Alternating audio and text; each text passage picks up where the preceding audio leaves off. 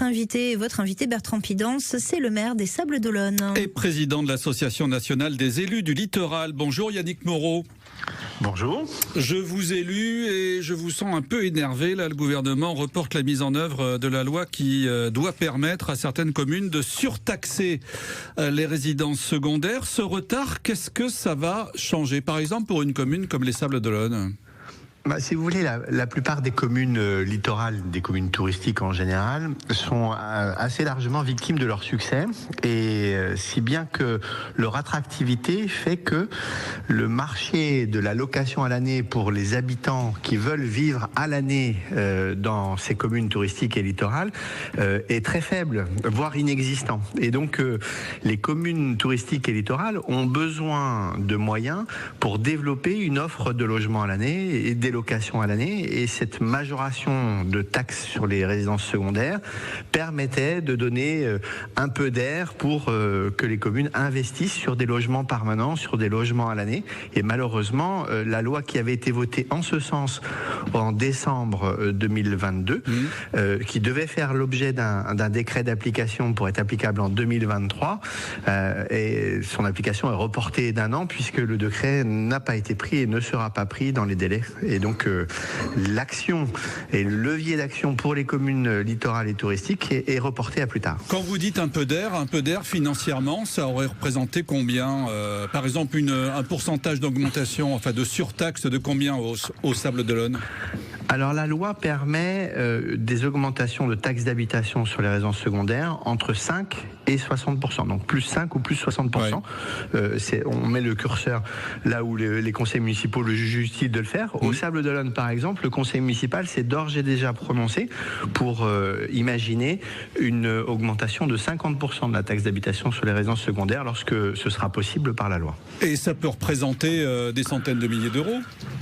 C'est même des millions, c'est-à-dire que pour les Sables-d'Olonne, 50% d'augmentation de la taxe d'habitation, ça correspond à une recette supplémentaire de 3 millions d'euros, qui nous permet d'investir, nous par exemple, sur un plan logement abordable que nous avons voté il y a 2 semaines, et qui prévoit la création de 500 nouveaux logements abordables pour les familles qui veulent vivre à l'année au Sables-d'Olonne dans les 4 ans qui viennent. Vous voyez, il y a à la fois besoin de recettes, mais il y a aussi une volonté forte, une implication forte de la collectivité pour investir et permettre de créer de nouveaux logements à l'année, parce que aujourd'hui, si vous êtes né au Sables-d'Olonne, si vous travaillez au Sables-d'Olonne, vous avez du mal à vous loger au Sables-d'Olonne, et ça c'est absolument inacceptable. Ouais. Vous avez combien de résidences secondaires au Sable ?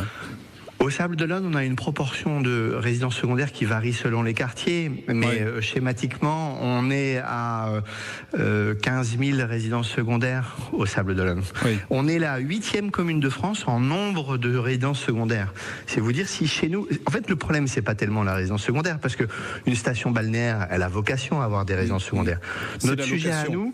c'est la location touristique. C'est-à-dire que la location touristique est devenue tellement rentable qu'elle écrase tout le marché et qu'elle fait disparaître le marché de la location à l'année. Si bien que les habitants qui sont nés dans l'agglomération des Sables ont de plus en plus de mal à se loger, et il faut du coup que la ville investisse dans des logements abordables et dans des locations abordables pour permettre à ces familles de se projeter et d'avoir un avenir sur le territoire sur lequel ils sont nés. Alors, en attendant l'application de la loi sur la surtaxe, en principe pour 2024, donc l'an prochain. Vous, au Sables-d'Olonne, alors vous avez, parce qu'il faut bien faire quelque chose, vous avez l'intention d'instaurer une prime de 2 400 €, c'est ça, pour les propriétaires qui loueraient qui loueraient à tout le monde, qui loueraient aux saisonniers notamment.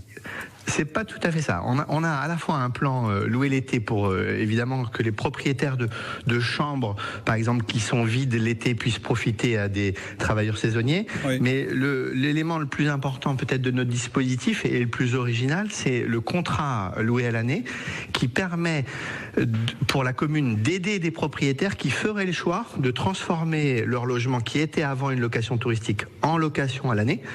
Et avec donc ce contrat-là permet une aide jusqu'à 10 000 €. 10 000 €. Et 10 000 € sur 3 ans. D'accord. Et grâce à ce contrat, au cours de l'année 2022, nous avons pu reloger en centre-ville des Sables 160 familles qui ont bénéficié de logements à l'année parce que ils ont été transformés, ils étaient des logements touristiques et ils sont devenus des locations à l'année.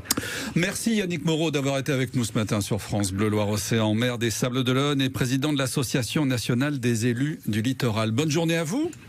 Bonne journée, au revoir. Merci. Allez, on enchaîne avec vos conditions de trafic.